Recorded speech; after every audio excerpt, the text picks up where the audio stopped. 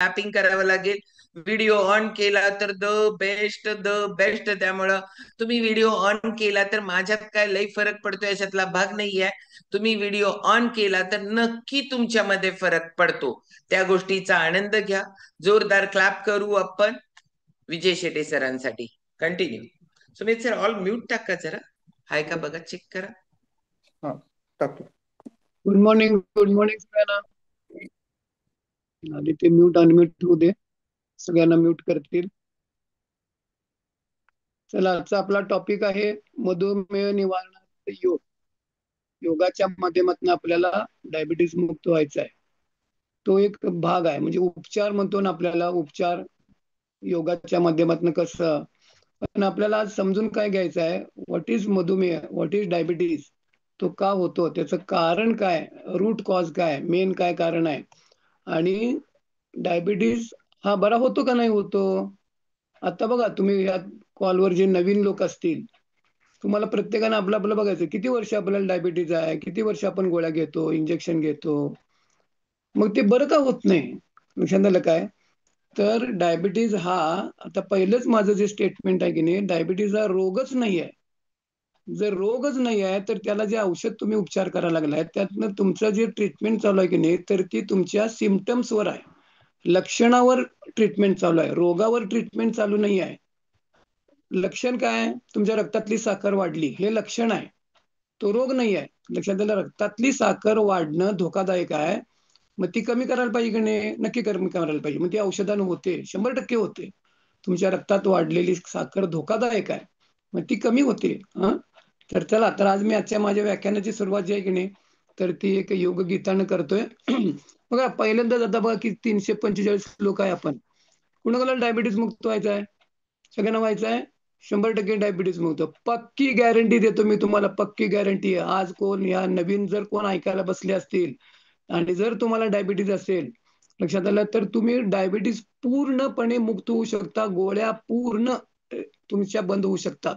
लक्षात आलं. चला, आजचा सुरुवात जी आहे की नाही, तर औषध कोण आहे की नाही, गरज असेल तर मी पहिल्यांदा सांगतो, गरज असेल तर आपल्याला औषध नक्की घ्यावं लागतं. त्याचा पण रोल असतो बरं होण्यामध्ये किंवा तुम्हाला कंट्रोल ठेवण्यामध्ये वगैरे किंवा काय असं.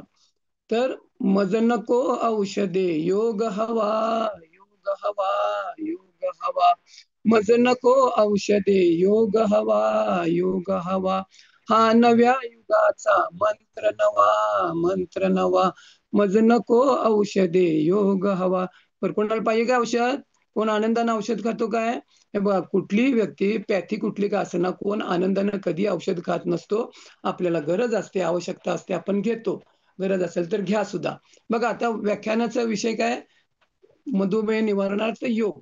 मग योग आहे की नाही, तर योगाचा अभ्यास बघा कसं, योगाचं कसं, योगात नित्य रमता, सुचते दुजे न काही, जीवनात योग जगता, बहुतोष मना होई, योगात नित्य रमता, सुचते दुजे न काही. तुम्हाला योगात एकदा नित्य रमला की नाही, दुसरं काय सुचायला नाही पाहिजे. मग तुम्हाला जर डायबिटीज मुक्त व्हायचं असेल तर योगात इतकं रमलं पाहिजे. आता योगात रमायचं म्हणजे ती साधना करायला पाहिजे, ते सगळं समजून घ्यायला पाहिजे, आचरणात आणायला पाहिजे. मग तुम्हाला योग उपयोगी पडणार आहे रोगमुक्तीसाठी. तर असल्यानंतर तर तुम्ही त्यातनं बाहेर पडणारच आहे, पण प्रिव्हेन्शन म्हणून पण उपयोगी पडणार आहे. औषध आपण रोग झाल्यानंतर उपचार करतो, योग प्रिव्हेन्शन म्हणून सुद्धा तुम्हाला उपयोगी पडतो. जगात आज कुठल्याही प्रकारचा, आज मेडिकल सायन्स एवढा ऍडव्हान्स आहे, कुठल्याही प्रकारचं औषध तुम्हाला रोग होऊ नये म्हणून असं कोणत्याही प्रकारचं जगात औषध नाही आहे. प्रिव्हेन्शन म्हणून औषध नाही आहे. औषधाचा रोल असतो क्युअर, बरं करण्यासाठी असतो. झाल्यानंतर उपचार, व्हायच्या आधी आमच्याकडे या. योगामध्ये कितीतरी प्रक्रिया आहेत की तुम्ही जर पहिल्यापासून जर काम केला तर तुम्हाला होणार नाही. आणि जिवंत उदाहरण मी स्वतःच आहे. लक्षात आलं. वय वर्ष 68, कोणत्याही प्रकारचा प्रॉब्लेम नाही, कुठल्याही प्रकारचं औषध नाही.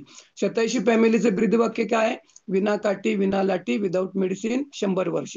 विदाऊट मेडिसिन, गरज असेल तिथं परत सांगतो, औषध आपल्याला घ्यावं लागतं, पण औषधाशिवाय पण आपण जगू शकतो. Your body hills you. तुमचं शरीरच तुम्हाला दुरुस्त करत असतं, पण हे शरीर दुरुस्त करायला, रिपेअर करायला आपण त्याला वेळ देत नसतो. लक्षात आलं. आता आपल्याला डायबिटीजचा बघा, तर रूट कॉज, मी डायरेक्ट विषयाकडे येतो. आता डायबिटीज कशामुळे होतो, काय होतो, हा सगळ्या जगाचा प्रॉब्लेम आहे. लक्षात आलं काय. प्रत्येक घरटी एक माणूस डायबिटीज आहे. प्रत्येक घरात एक डायबिटीसचा माणूस आहे. आता मॅडम सांगितले की नाही 2030 साली वगैरे, तर हे सगळे आकडेवारी आहेत. भारताचा नाही, सगळ्या जगाचा प्रॉब्लेम आहे. आणि आपण काय आहे, भारत जगात कॅपिटल आहे डायबिटीसमध्ये. म्हणजे नको तिथं आपण नंबर 1 मध्ये आलेलो आहोत बघा. लक्षात आलं? तर हा संपूर्ण जगाचा प्रॉब्लेम आहे डायबिटीस, मधुमेह. तर हा पहिल्यांदा सांगतो, हा रोगच नाही आहे. ब्लड प्रेशर हा रोग नाही, मधुमेह हा रोग नाही आहे, ते सिम्पटम आहे. आणि ट्रीटमेंट जी चालू आहे की मगाशी मी तुम्हाला सांगितलं, ती तुमच्या लक्षणावरती चालू आहे. आणि म्हणून ट्रीटमेंट, रक्तातली साखर वाढली ती फक्त कमी केली जाते. पण कशामुळे रक्तातली साखर वाढली त्याच्यावर काहीही काम चालू नाही. कशामुळे तुमचा रक्तदाब वाढतो त्याच्यावर काहीही काम चालू नाही. हा, रक्तदाब कमी होतो की नाही? होतो, नक्की कमी होतो. गोळी खाल्ल्यानंतर रक्तदाब कमी होतो. मग इमर्जन्सी आहे, गोळी घ्यावी पण लागते. पण त्या रोगाच्या मुळावर, रक्तदाबावर कुठं काम चालू आहे? रक्तदाब वाढवायचं तुम्ही काम करा लागलायच. दिवसभर तुम्ही शुगर वाढवायचं काम करा लागलायच. शुगर कशामुळे वाढते तिकडे ते कुठेतरी, मी बिनसाखरेचा चहा पितो, लाडू खात नाही, गोड खात नाही, तो एक पार्ट आहे त्यातला. लक्षात आलं काय? डायबिटीसचे लोक, मी नुसतं कौतुकानं सांगू नका, मी गोड खात नाही, मी बिनसाखरेचा चहा पितो, हा त्यातला फार छोटासा भाग आहे. साखर वाढण्याची कारण कितीतरी आहेत. लक्षात आलं काय? तिथं काय काम व्हायला गेलं काय? तिथं काहीच काम होत नाही. लक्षात आलं? आणि मग आपल्याला काय होते, तर यातनं आपण बाहेर पडत नाही.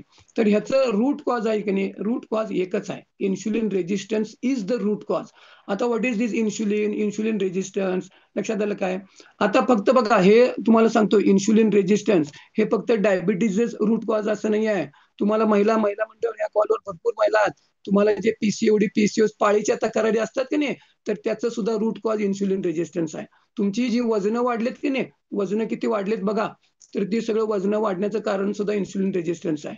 तुम्हाला हार्ट प्रॉब्लेम आहे की नाही, रक्त पातळ व्हायची गोळी, कोलेस्ट्रॉल कमी व्हायची गोळी आहे की नाही, मग अँजिओग्राफी, अँजिओप्लास्टी, ॲव्हरेज रोगाचं जे मूळ आहे की नाही, insulin resistance is the root cause. लक्षात आलं? आता इन्शुलिन, तुम्हाला थोडक्यात सांगतो, हे रूट कॉज, त्याच्यावरच आपल्याला काम करायचं आहे. आता बघा, पहिल्यांदाच मी विचारतो, आता इथं काय हँड रेज करायची आवश्यकता नाही. कुणाकुणाला डायबिटीज आहे की नाही, त्यांनी प्रामाणिकपणानं आपल्या आपल्या मनाला विचारायचं, कधी तर तुम्हाला इन्शुलिन चेक करायला सांगितलं होतं काय हो? इन्शुलिन चेक करा, तुमचं इन्शुलिन रेजिस्टन्स किती आहे बघूया. आपल्या विचारात तुमचे कधी इन्शुलिन चेक, तुम्हाला शुगर चेक करायला सांगतात, मग ती उपाशीपोटी करा, जेवल्यानंतर 2 तासानं करा, मग 3 महिन्याची करा, HbA1c करा. शुगर, तुमची ट्रीटमेंट कशावर चालली आहे? साखरेवर चालली आहे. साखर वाढून द्यायची नाही. लक्षात आलं? कशामुळे साखर वाढते त्याच्यावरती काही ट्रीटमेंटच चालू नाही आहे. लक्षात आलं? आणि मग कसं असतं, इन्शुलिनचा काय रोल असतो? इन्शुलिन एक हार्मोन आहे, ते संप्रेरक म्हणतात त्याला मराठीमध्ये, ते तुमच्या पॅनक्रियाजमध्ये तयार होतं. लक्षात आलं? तर त्याचा काय रोल असतो? आणि त्या इन्शुलिनचं मेन काम आहे की नाही, मेन काम आहे एनर्जी स्टोअर करणे. हे तुमचं रक्तातली साखर कमी करायचं वगैरे तो भाग नंतरचा आहे. ते एनर्जी स्टोअर करतं, एनर्जी स्टोअर करणं हे त्याचं मेन काम आहे. लक्षात आलं? इन्शुलिनचं मेन काम आहे एनर्जी स्टोअर करायचं. आणि सारखं तुम्ही एनर्जी स्टोअरच करत राहता, म्हणून तर लोकांची वजनं वाढतात. तर आता इन्शुलिनचा काय रोल असतो? आपल्याला कसं ऊर्जा पाहिजे की नाही, ताकद पाहिजे, ऊर्जा पाहिजे, तर ती ऊर्जा कुठे तयार होते? तुमच्या पेशीमध्ये. आपल्या शरीरामध्ये लाखो करोडो पेशी आहेत, सेल्स म्हणतात त्याला. तर त्या सेल्समध्ये ऑक्सिजन आत जावं लागतो आणि ग्लुकोज आत जावं लागतं. ग्लुकोज आणि ऑक्सिजन एकत्र आले की ऊर्जा तयार होते, ATP. मग त्या इन्शुलिन कसं आहे, तुम्हाला पेशी आहे, आता ही पेशी आहे हा, तर ह्या पेशीचा दरवाजा असतो, तर ते उघडायला पाहिजे ना, तर दार उघडायला पाहिजे. मग ऑक्सिजन आत जाणार, मग ते ग्लुकोज आत जाणार, मग ते एकत्र येणार, मग ATP ऊर्जा तयार होणार, मग तुम्ही काम करायला आपल्याला ताकद पाहिजे की नाही, तर ती, तर ते इन्शुलिन काय करतं, हे दार उघडायला लावतं पेशीला. उघड उघड उघड उघड, दार उघड उघड. मग ते पेशी काय करते, इन्शुलिन येतं, कुलूप किल्ली, मग ते दार उघडतं, मग काय होतं, ग्लुकोज आत जातं. लक्षात आलं काय? तर इन्शुलिनच्या इन प्रेझेन्स ऑफ इन्शुलिन, तर ते दार उघडलं जात नाही, तर ते दार उघडायला लावतं पेशीला.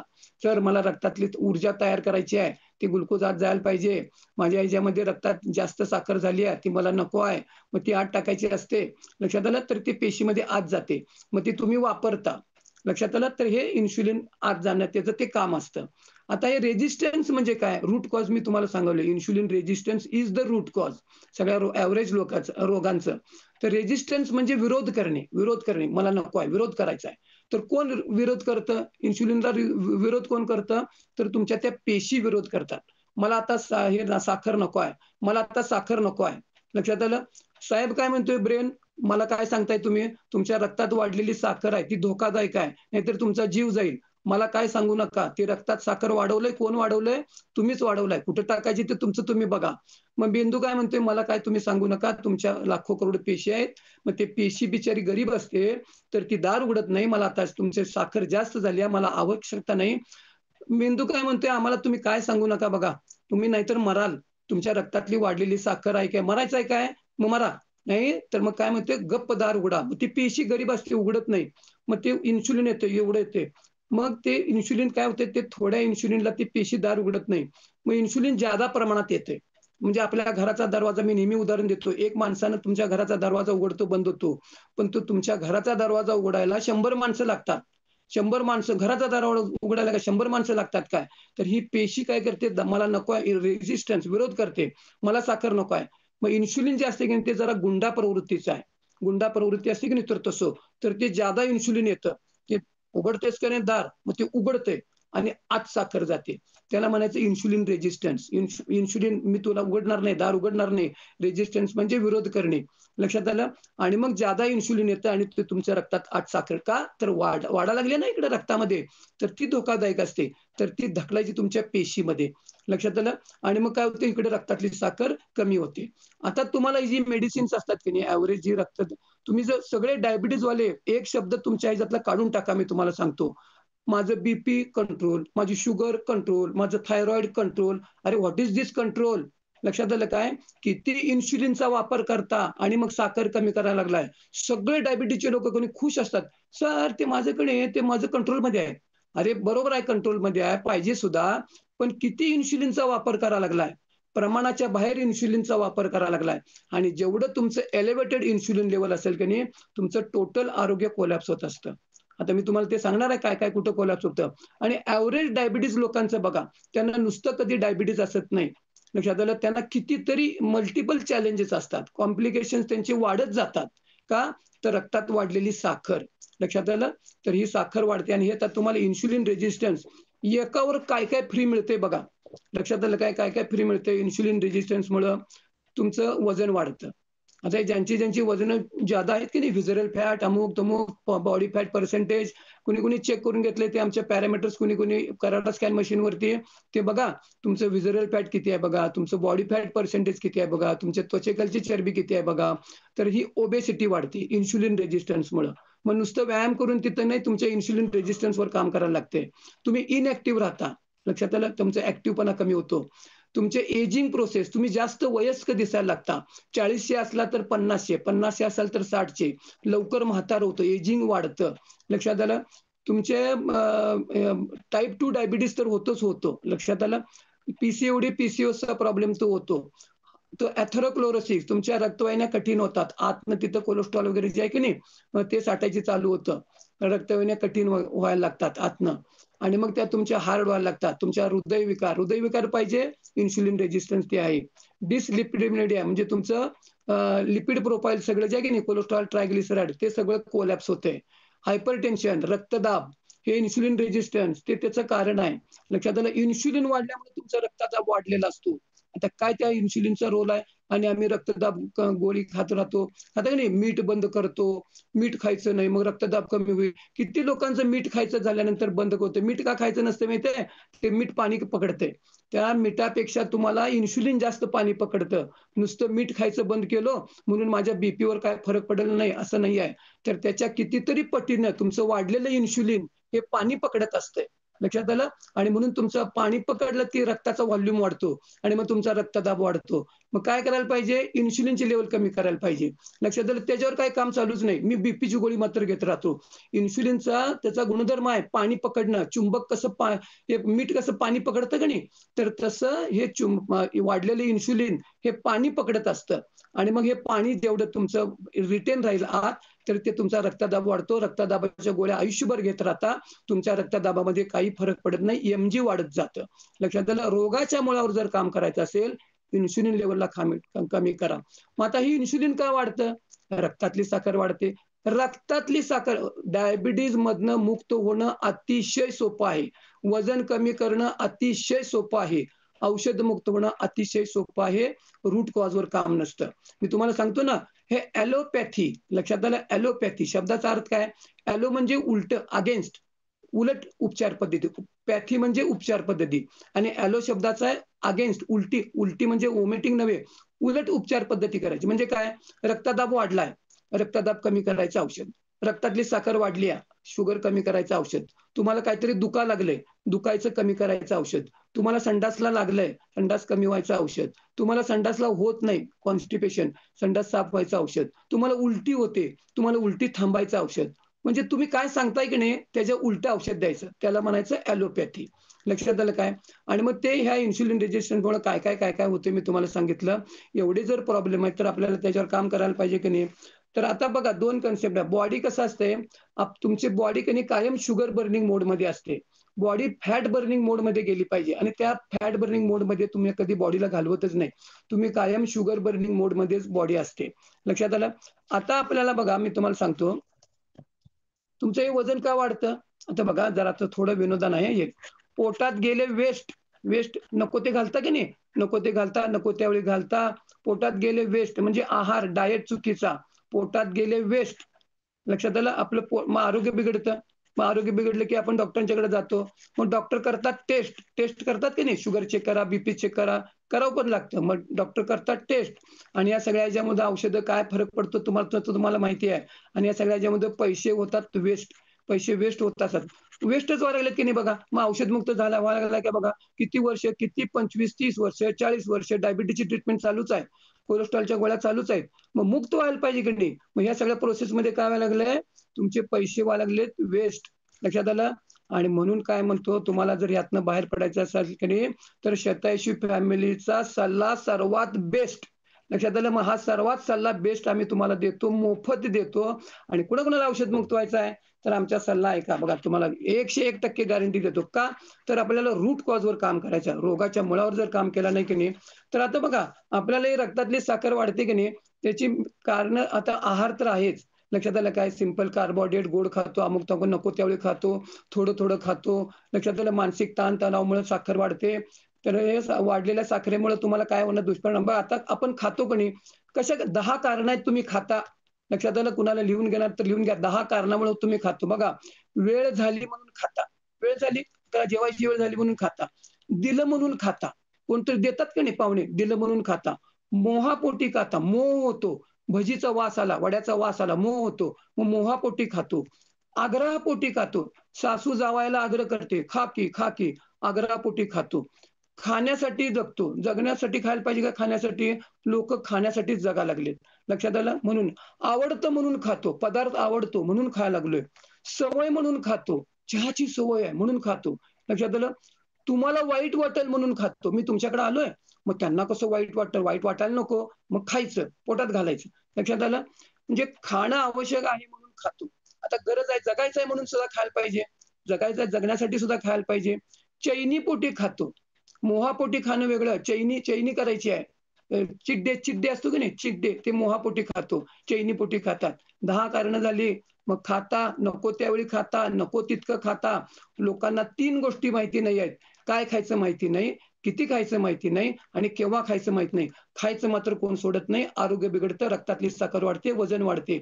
मग हे शेताची फॅमिली तुम्हाला काय खायचं, किती खायचं, केव्हा खायचं, हे खाण्यामुळे सगळं होत असते. लक्षात आलं?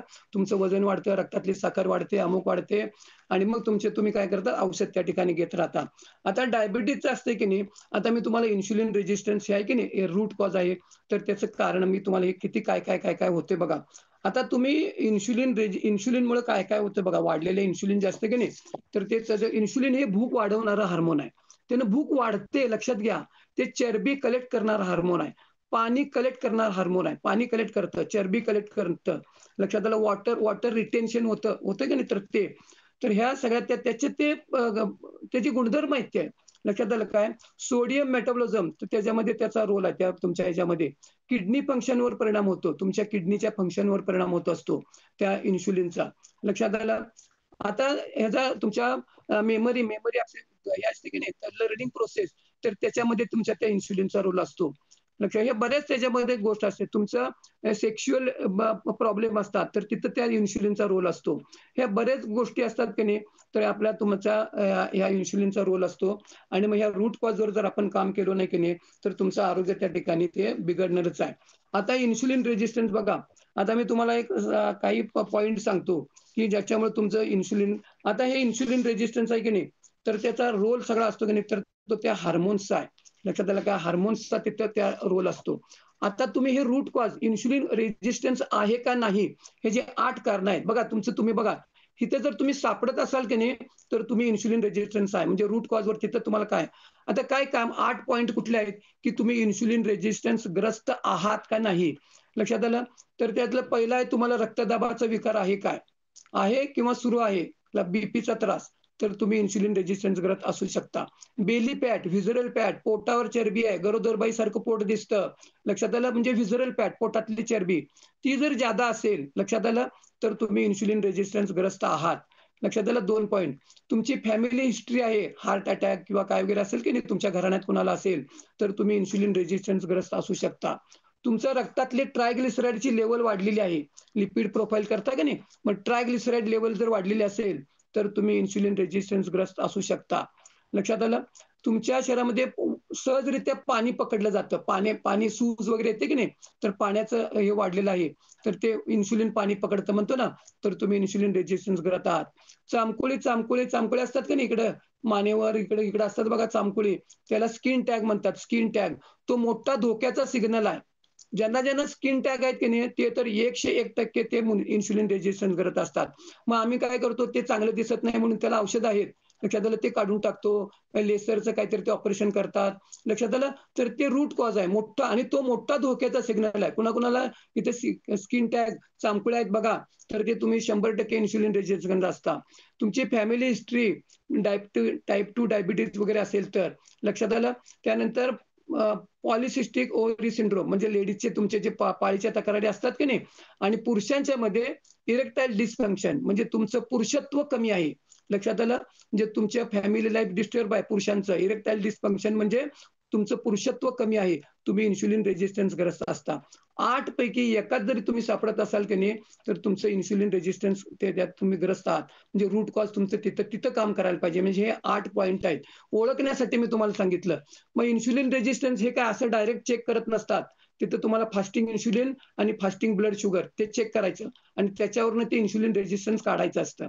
मग त्याच्यावर जर काम केलं नाही, तर तुम्हाला तिथं काही उपयोग होणार नाही. आता बघा, ह्या डायबिटीजमुळे आहे की नाही, एवढे तुम्हाला त्याचे प्रॉब्लेम असतात की नाही डायबिटीजमुळं, काय होत नाही. डायबिटीजमुळे तुमचं वजन वाढतंय, वजन वाढलेलं असते. हार्ट रिलेटेड जेवढे म्हणून प्रॉब्लेम आहेत की नाही, आता बघा, तुम्हाला हार्ट रिलेटेड प्रॉब्लेम नाही आहे, पहिलं तुम्हाला डायबिटीजच असतो फक्त, इकडे काय नसतं. पण जेवढं तुमचं वाढलेलं इन्शुलिन असतं की नाही, तर ते तुम्हाला हार्टकडे, तिकडे प्रॉब्लेमकडे नेत असतं. लक्षात आलं? त्या ठिकाणी तुमचं हे लिपिड प्रोफाईल कोलॅप्स होतं की नाही, त्याचं कारण हे तुमचं वाढलेलं इन्शुलिन आहे की नाही, तर ते आहे. म्हणजे त्या रक्तातली साखर वाढते आणि तुमचं इन्शुलिन वाढतं वगैरे. मग हार्ट रिलेटेड ॲव्हरेज प्रॉब्लेम जे असतात, तर हे वाढलेल्या इन्शुलिनमुळे मग किंवा काय होतात.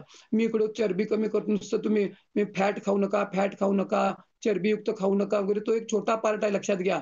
पण तुमच्या इन्शुलिनवर जर काय काम करत नसाल, मग तुमचे ट्रायग्लिसराईड आणि कोलेस्ट्रॉल वगैरे तिकडे काय फरक पडणार नाही.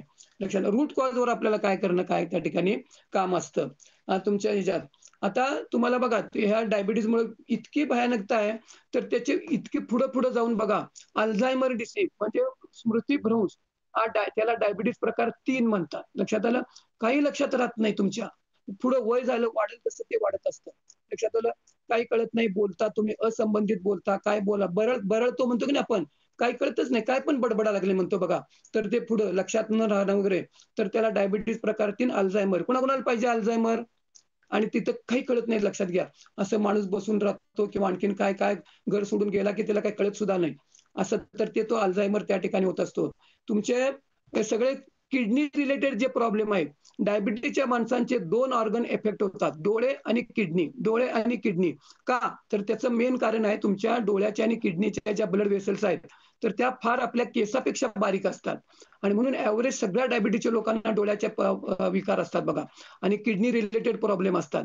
ते का, तर हे वाढलेले इन्शुलिन, आणि त्याच्यामुळे आणि जी तुम्ही भरीतभर मेडिसिन्स घेता, लक्षात आलं. त्या औषधाकडे तर मी येणारच आहे. लक्षात आलं त्याचा काय परिणाम असतो. तर हे वाढलेल्या इन्शुलिनमुळे किंवा काय रक्तातल्या वाढलेल्या साखरेमुळे हे सगळं त्या ठिकाणी डॅमेज होत असतं. लक्षात आलं.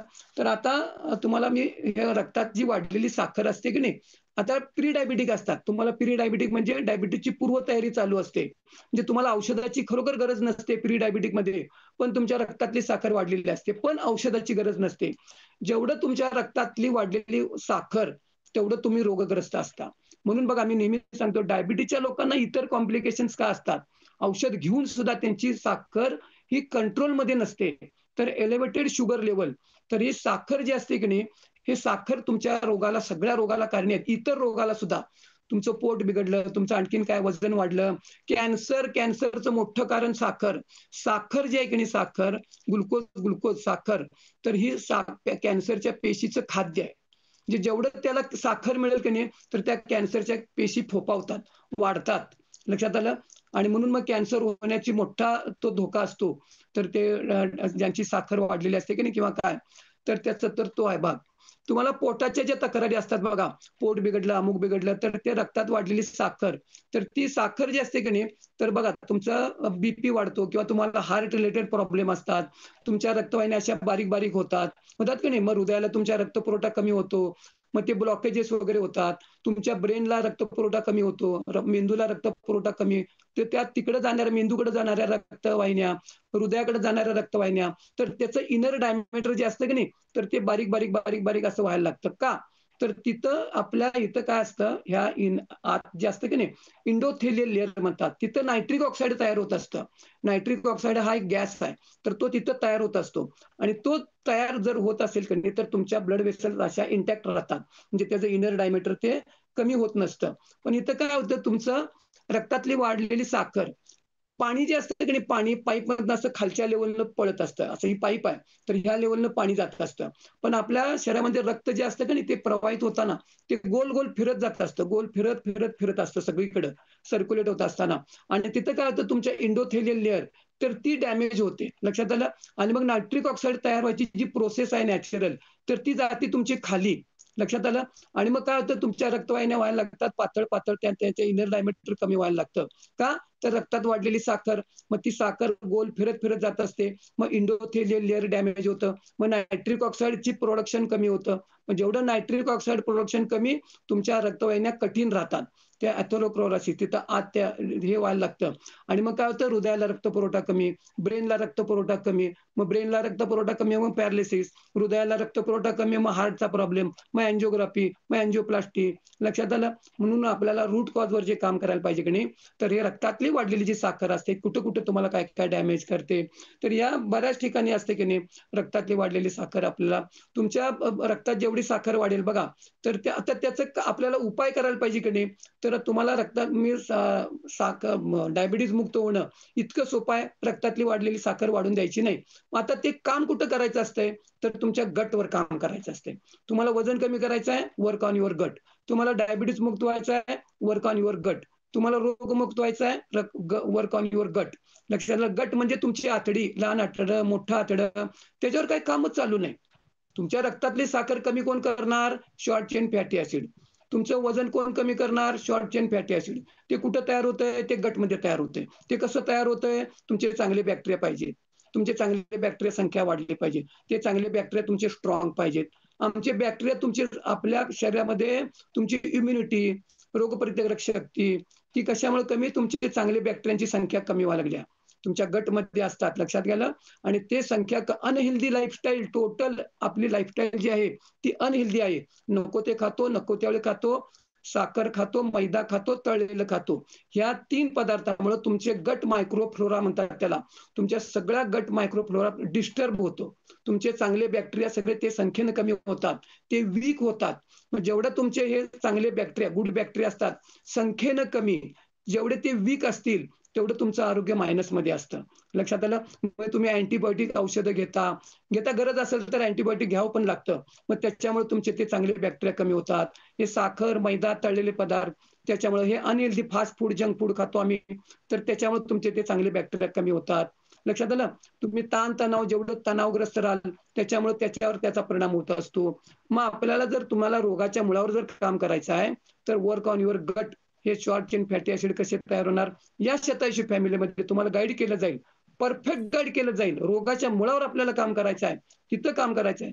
तुमची आता बघा रक्तातली साखर कोण वाढवतंय? तुमची लिव्हर वाढवतंय. रक्तातली साखर कमी कोण करतंय? तुमचं लिव्हर करतंय. So work on your liver.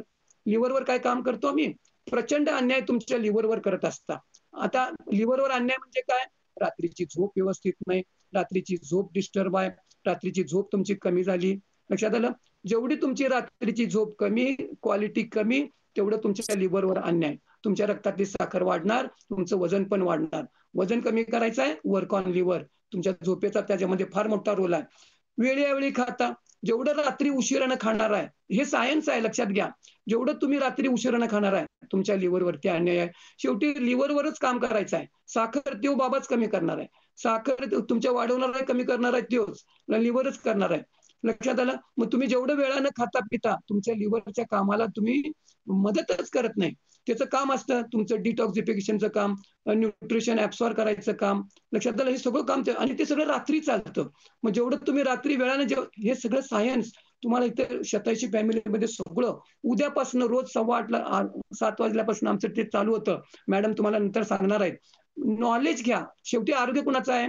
तुमचं आहे. चांगलं कुणाचं ठेवायला पाहिजे? तुम्हीच. कुठून पण नॉलेज घ्या, समजून घ्या. कळलं नाही तर विचारा आणि मग त्याच्यावरती आपल्याला काम करणं आवश्यक असते. तर ह्या डायबिटीजच्या रूट कॉजवर त्या ठिकाणी काही काम होत नाही. तर आपल्याला त्याचे बरेच दुष्परिणाम आहेत. किडनीवरती, डोळ्यावरती, हे टिंगलिंग, मुंग्या येतात वगैरे आहे की नाही. डायबिटीजच्या लोकांचे बघा अंगठा काढला, पाय काढला, कुठून काढला, गँग्रीन वगैरे होतं. ही प्रोसेस आहे. नंतर तुम्ही इन्शुलिन तुम्हाला ज्यादा द्यावं लागतं, गोळ्यांचा उपयोग होत नाही. लक्षात आलं. आता त्याच्यात काय होतं तुम्हाला सांगतो. इन्शुलिन काय होत असतंय, तर इन्शुलिन तुम्हाला त्या गोळ्या असतात ना टॅबलेट, की त्यानं तुम्ही पॅनक्रियाजला आपण कापड कसं पिळतो, आता बघा मी तुम्हाला ऍक्शन दाखवतो. त्या वेगळ्या वेगळ्या गोळ्यांची ऍक्शन असते. आता हे बघा हे पॅनक्रियाज आहे, हे कापड म्हणजे पॅनक्रियाज. त्या गोळ्यांची ऍक्शन असते बघा. पॅनक्रियाजला पिळून पिळून इन्शुलिन जास्त असं मी ऍक्शन करायलो ना, तर हे पॅनक्रियाजला पिळलं जातं. जिथे इन्शुलिन त्या बीटा सेल्स असतात आणि इन्शुलिन तयार करायला लावलं जातं ज्यादा. लक्षात आलं काय? का त्या गोळ्यांची वेगळ्या वेगळ्या गोळ्या असतात तर त्याची ऍक्शन असते. मग ज्यादा इन्शुलिन का? रेजिस्टन्स पेशी करायलेत, मग ज्यादा इन्शुलिन पाहिजे. लक्षात आलं. तर ही ट्रीटमेंटच जी आहे की नाही रक्तातली, ते तुम्हाला डायबिटीज प्रकार 2 आहे. मी तर 1 बद्दल काही बोलत नाही. तर डायबिटीज प्रकार 2 मध्ये वाढलेलं इन्शुलिनच तुम्हाला, रक्तात वाढलेली साखर ते इन्शुलिन वाढवायचं आणि रक्तातली साखर कमी करायची. ही जी ट्रीटमेंट आहे की नाही, तर हीच उलटी आहे. लक्षात आलं काय? किती इन्शुलिनचा वापर तुम्ही करता आणि रक्तातली साखर कमी करता आणि मग तुम्ही खुश असता. तर जेवढं इन्शुलिन वाढलेलं तेवढं तुम्हाला ते हानिकारक असतं की नाही. आणि मग हे वेगळ्या वेगळ्या त्या ड्रगची त्या त्या ठिकाणी त्याचे मग साईड इफेक्ट किडनीवरती आणि लिव्हरवरती तर संपूर्ण बॉडीवर होत असतात आणि किडनीवर, लिव्हरवरती तर प्रचंड त्या ठिकाणी होत असतात. आणि म्हणून का त्या औषधाच्या ह्याच्यातनं बाहेर पडायला पाहिजे. आता मी तुम्हाला बेसिक जो ड्रग आहे की नाही, आता हे जी या रोगाची इतकी भयानकता आहे. तुम्हाला कुठला रोग, डायबिटीजमुळे सगळे रोग होतात. आता बघा तुम्हाला सांगतो डायबिटीज तुम्हाला, कोलेस्ट्रॉल तुम्हाला चालू आहे. आता उलटं सांगतो हं. तुम्हाला आता डायबिटीज नाही आहे, डायबिटीज तुम्हाला नाही आहे. तुम्हाला कोलेस्ट्रॉल कमी व्हायची गोळी असते, ती दिलेली असते. मग त्या कोलेस्ट्रॉल गोळीचा साईड इफेक्ट असतो. तुमच्या रक्तातल्या पॅनक्रियाज मधल्या ज्या बीटा सेल्स आहेत, तर त्यांचा गळा दाबला जातो. तिथं तुम्हाला तिथं साईड इफेक्ट होतो. तर ते इन्शुलिन तयार करायच्या पेशी त्यांचं काम कमी केलं जातं. तुम्हाला नसला तरी डायबिटीज होण्याची शक्यता असते. आत्ता डायबिटीज नाही, पण कोलेस्ट्रॉल कमी व्हायची गोळी चालू आहे. लक्षात आलं. मग तर नसला तरी डायबिटीज होण्याची दाट शक्यता असते. तर त्या असं तर तो ह्या गोष्टी समजून घ्या. आता बघा मला डायबिटीज पण आहे आणि कोलेस्ट्रॉल व्हायची गोळी कमी पण करायचं, पण ते पण चालू आहे. आता कसं दोन्ही उलटं सुलटं होते बघा. इकडे तुम्ही काय करायलाय, डायबिटीजच्या गोळ्यामुळे इन्शुलिन ज्यादा तयार करायला लावायला लागलाय पॅनक्रियाजच्या बीटा सेल्सला. आणि इकडे कोलेस्ट्रॉल कमी व्हायचं गोळीचं तिचा साईड इफेक्ट काय, तर त्याचा तो गळाच दाबला जातो. म्हणजे इन्शुलिन तयार करायच्या पेशींची संख्या कमी करायचं काम कोलेस्ट्रॉल कमी करतं. कोलेस्ट्रॉलच्या गोळीचा साईड इफेक्ट. लक्षात आलं. ॲट्रोस्टॅटिन, स्टॅटिनचा जो ग्रुप आहे की नाही, तर त्या गोळीचा. म्हणजे इकडे इन्शुलिन तयार करायला पण औषधामुळे लावायला आणि एका औषधामुळे तुम्हाला कोलेस्ट्रॉल कमी करायचं औषध काय करायलंय, त्या बीटा सेल्सचा गळा दाबायला लागले. म्हणजे कसं उलटं सुलटं होते बघा. मग त्या रुतत तुम्ही त्या रोगाच्या ह्याच्यामध्ये रुतत जाता.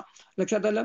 आता तुम्हाला ह्या औषधांची भयानकता सांगतो. मेटफॉर्मिन हे औषध प्रत्येक डायबिटीजच्या माणसाला असते. सुरुवात त्यांना 250 mg, मग 500 mg, मग 1000 mg आणि मग तुम्हाला जी गोळी असते की नाही त्यात कॉम्बिनेशन मध्ये बघा मेटफॉर्मिन ऍव्हरेज त्याच्यात असतंच. तर ह्या मेटफॉर्मिनचं वजन कमी होतं, त्यानं अनहेल्दी वेट लॉस होतो मेटफॉर्मिनचा. त्याचा काही लोक मूर्खासारखं डायबिटीज नाही, लक्षात आलं, वजन कमी करायला मेटफॉर्मिन घेतात. लक्षात आलं, मूर्खपणा आहे, रक्तातली साखर कमी होते, असं काही करू नका. लक्षात आलं, तुमचे ॲनिमिक कंडिशन मेटफॉर्मिन औषधामुळे तुमच्या ॲनिमिक कंडिशन होते, तुमचं हिमोग्लोबिन कमी राहतं.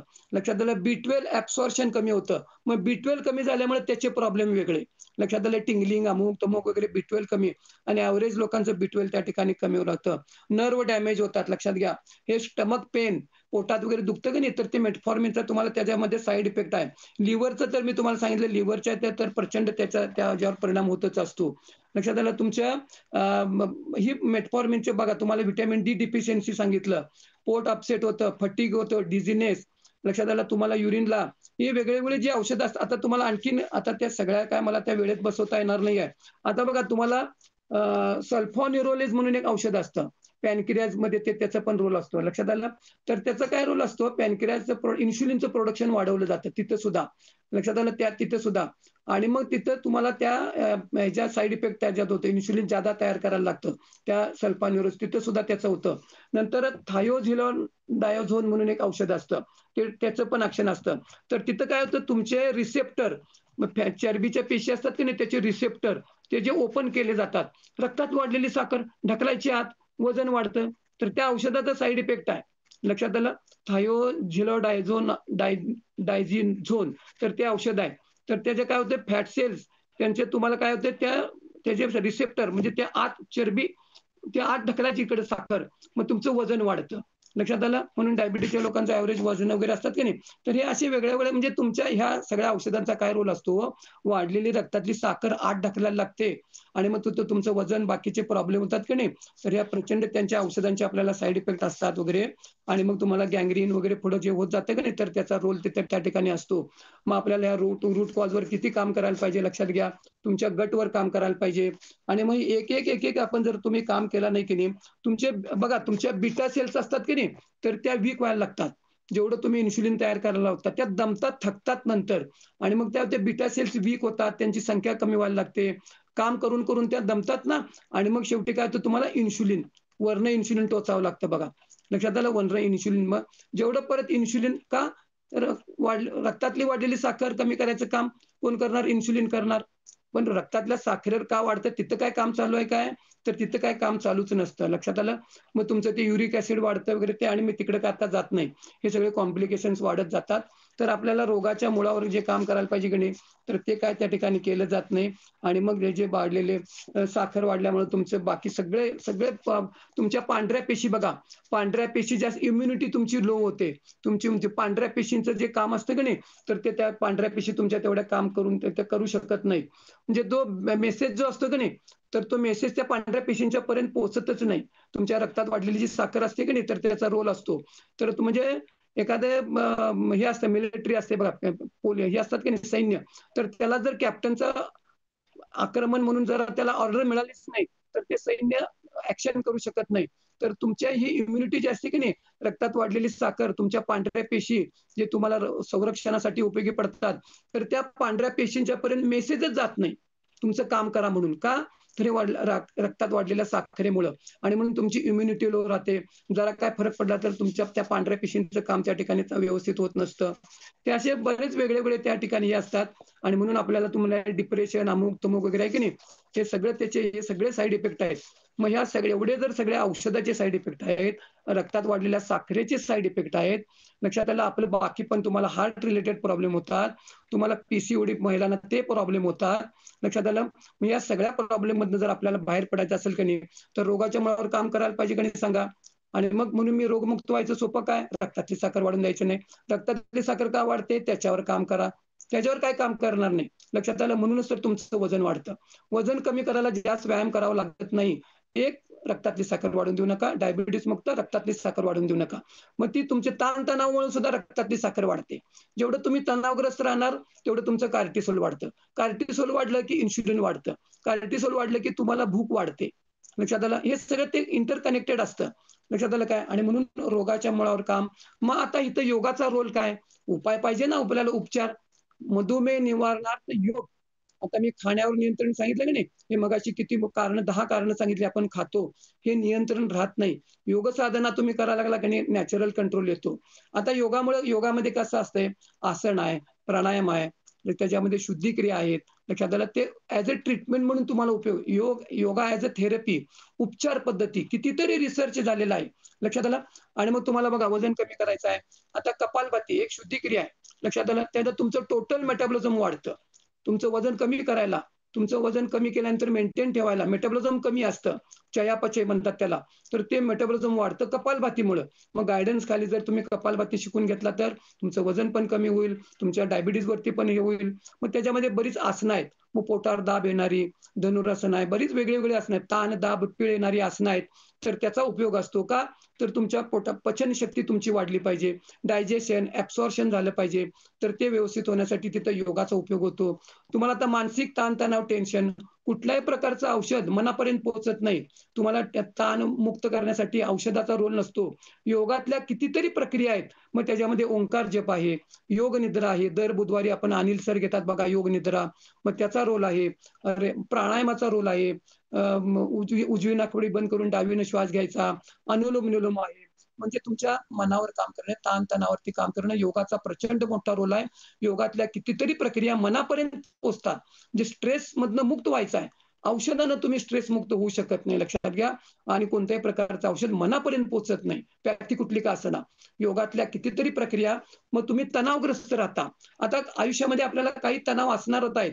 मग ते ताण सहन करण्याची तुमची शरीराची, तुमच्या मनाची ताकद वाढते, की ज्याच्यामुळे तुम्हाला त्या ताण जरी असला तरी त्याला तुम्हाला ॲडव्हर्स इफेक्ट होत नाही. का? तुमच्या शरीराची, तुमच्या मनाची ताकद वाढते. तुम्ही योग साधना जर करत असाल तर. लक्षात आलं. मग तुम्हाला त्याचा साइड इफेक्ट होत नाही. म्हणून झाल्यानंतर सुद्धा तुम्हाला आणि व्हायच्या आधी सुद्धा योग त्या ठिकाणी उपयोगी पडतो. तर हे गाईडन्स खाली करणं महत्वाचं असतं. ह्या योगातल्या सगळ्या ज्या प्रक्रिया आहेत की नाही. आणि आमची शतायुषी फॅमिली तुम्हाला एक नंबर तज्ञ लोक आहेत तिथं गाईडन्स करणारे. 40-40, 45 वर्षाचा त्यांना अनुभव आहे. आणि त्या अनुभवाच्या आधारे त्यांच्या गाईडन्स खाली जर तुम्ही काम केलं तर 100% तुम्ही त्या ठिकाणी रोगमुक्त होऊ शकता. तर योगातल्या शुद्धिक्रिया, आसन, प्राणायाम, ध्यानाचा प्रक्रिया, ओंकार जप ह्या सगळ्याचा उपयोग तुम्हाला ॲज अ ट्रीटमेंट म्हणून आणि याच्यावरती रिसर्च आहे. या इकडं का असं काय नाही आहे. ह्या सगळ्या योगाचा ट्रीटमेंट म्हणून कसा उपयोग होतो आज ह्याच्या योगावरती सुद्धा रिसर्च म्हणून चांगल्या प्रकारे काम झालेलं आहे. आणि म्हणून ह्या योगाच्या माध्यमातून तुम्ही यातनं डायबिटीस मुक्त होऊ शकता. हां, आहाराचा रोल 80% आहे. न्यूट्रिशनल डिफिशियन्सी, कमतरता. लक्षात आलं. आता क्रोमियमचा रोल असतो. आता क्रोमियम एक मिनरल आहे. आता डायबिटीस कमी करायचं आहे. तुम्हाला इन्शुलिनचा इन प्रेझन्स बघा साधं एक उदाहरण देतो मी तुम्हाला. जर क्रोमियम कमी असेल, क्रोमियम एक मिनरल आहे. व्हिटॅमिन्स मिनरल्स आहे की मिनरल्स आहे.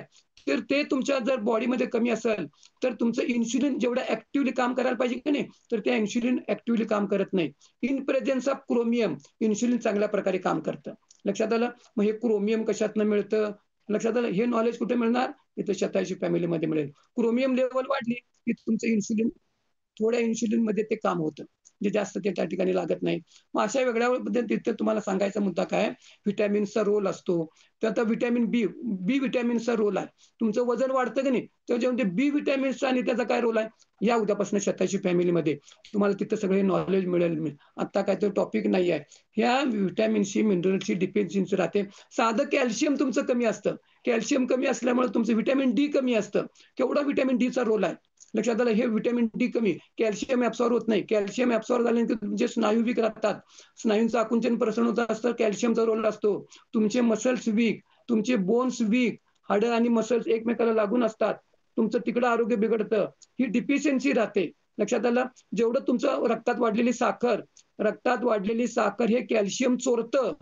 चोर कसं चोरी करतो तसं रक्तात वाढलेली साखर ही तुमची म्हणून साखर खाऊ नका. साखर हे कॅल्शियम चोर आहे. आणि डायबिटीसच्या लोकांची साखर वाढलेली असते.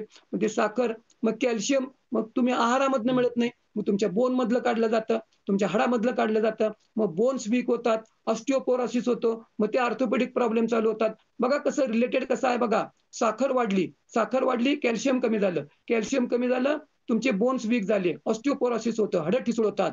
लक्षात आलं. रोगाच्या मुळावर काम करायला पाहिजे की नाही. आणि मग हे जर तुम्ही गाईडन्स खाली केला की नाही, कितीतरी गोष्टी सांगण्यासारख्या आहेत. ह्या वाढलेल्या साखरेमुळे आपल्याला काय होतं आणि लगेच काय होत नाही. बसल्या बसल्या कुणाची साखर वाढत नाही, बसल्या बसल्या कुणाला बीपीचा त्रास होत नाही, बसल्या बसल्या कुणाचं वजन वाढत नाही. प्री डायबिटिक तुम्ही 10 वर्ष, 15 वर्ष, 20 वर्ष, 25 वर्ष तुम्ही प्री डायबिटिक मध्ये असता, काही औषधांची गरज नसते. आणि डॉक्टर बघा, आपण असंच कधी ब्लड चेक करायला जात नाही. तुम्हाला काहीतरी प्रॉब्लेम झालेला असतो, त्यावेळी डॉक्टर तुम्हाला सांगतात जरा शुगर चेक करू, आणि तिथं ती डिटेक्ट होते. लक्षात आलं? तुम्हाला काहीच माहित, मग आपण म्हणतो अरे अशी कशी माझी शुगर वाढली, अचानक कशी वाढली? अचानक काही होत नसतं.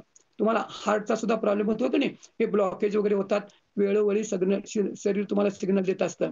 आणि हे जे सिग्नल आहेत की नाही, हे त्याची लक्षणं जे आहेत की नाही, तुम्हाला ताण लागते, वरचेवर युरिनला लागतं, लक्षात आलं? तुम्हाला सारखी भूक लागते, तर हे सगळे त्याची लक्षणं असतात तुम्हाला डायबिटीजचे वगैरे. आणि आता हे तुम्हाला डायबिटीजला आहे की नाही, तुम्हाला काय सांगितलं, 45 मिनिट्स ऑफ वॉक, 45 मिनिट चालल्यानंतर फक्त तुमच्या साखरेवर परिणाम होतो. लक्षात आलं? तुमच्या रक्तात वाढलेली का साखर तिकडे काय कामच नाही. आणि 45 मिनिट चालून यायचं, 1 तासभर चालून यायचं, आणि पोहे, उपीट, शिरा, चहा, बिस्किट खायचं. जेवढं तुम्ही साखर जाळला त्याच्यापेक्षा जादा पोटात घालता, काही उपयोग होत नाही.